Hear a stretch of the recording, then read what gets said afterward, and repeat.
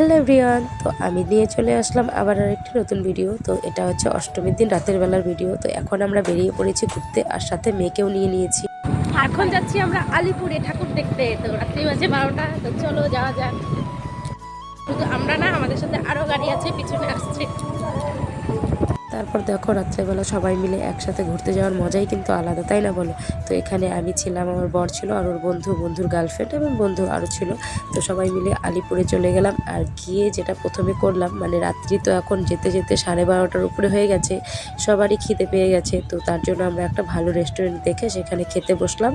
আর তাড়াতাড়ি করে খাওয়া সেরে তারপর চলে যাব ঠাকুর দেখতে। মানে আগে পেট পূজা, তারপর হলো কি ঠাকুর দর্শন। এটাই মানে পেটটা যদি ভরা থাকে তাহলে একটু খোশ মেজাজে ঠাকুরটা দর্শন করা যাবে, এটাই আর কি। কারণ বাচ্চা ছিল সাথে, ওরও খিদে পেয়ে গেছে। তো যাই হোক, খাওয়া দাওয়া কমপ্লিট করে আমরা চলে গেলাম প্রথম প্যান্ডেলটাতে। এই প্যান্ডেলটা খুব একটা বড় ছিল না বা খুব একটা খাস ছিল না, মোটামুটি, মানে খারাপও ছিল না। মানে এই প্যান্ডেলটা দর্শন করে তারপর আমরা চলে যাব দ্বিতীয় প্যান্ডেলটাতে। আর দ্বিতীয় প্যান্ডেলটাতে ঢোকার সময় আমাদের গাড়িটা অনেকটা দূরে রাখতে হয়েছে, আর হেঁটে হেঁটে অনেকটা পথ যেতে হচ্ছে।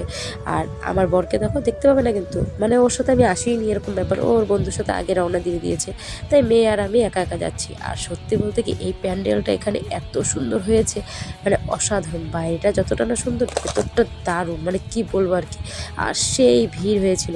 তো যাই হোক, প্যান্ডেলটা তো আমার কাছে দারুণ হয়েছে। তোমরা যারা আলিপুরে থাকো বা আলিপুরে গিয়েছো পুজো দেখতে আর কি, তারা তো জানোই যে এই প্যান্ডেলটা কতটা সুন্দর হয়েছে, তাই না বলো?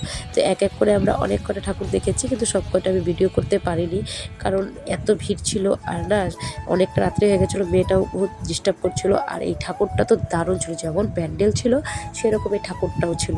তারপর দেখো, আমরা অনেকটা সময় এই প্যান্ডেলের ভেতরে দেখে ঠাকুর দর্শন করে প্যান্ডেলের ভেতরটা ভিডিও করে ফটো তুলে বেরিয়ে যাব। আর হ্যাঁ, জানো তো, রাত্রিবেলা মানে আমরা তো ঠিকমতো ঘুরতে পারি, কিন্তু মেয়েকে নিয়ে গেলে ও এতটা ডিস্টার্ব করে, মানে কি বলবো। তো তারপর আমরা চলে গেলাম আরেকটা প্যান্ডেলে ঠাকুর দেখতে। এখানে বানিয়েছিল কেদারনাথ মন্দির। এই প্যান্ডেলটাও খুব সুন্দর ছিল। তো মানে মেয়ে তো সারা রাত জেগে ঠাকুর দেখে না, তো বায়না করছিল বলে ওকে এইবার আমরা নিয়ে গেছি, কিন্তু ওর মনে হয় না ও দ্বিতীয়বার আর আমাদের সাথে যাবে। তো তারপরের দিনও আমরা কোচবিহার সারা রাত জেগে ঠাকুর দেখেছি। ও আর যায়নি, ও আমার বাবা মার সাথে দিনের বেলা টোটো করে ঘুরে নিয়েছে, কারণ ও জানে সারা রাত জেগে ঠাকুর দেখো ওর পক্ষে সম্ভব হবে না। তো তারপর দেখো, মেয়ের পেয়ে গেছে ঘুম, তার জন্য আমরা আর বেশি প্যান্ডেলে ঢুকিনি বা দাঁড়াইনি। তো মেয়েকে বলছিলাম আরও আসবি, ও বলছে যে না, আর আসবো না, আমার খুব ঘুম পেয়ে গেছে।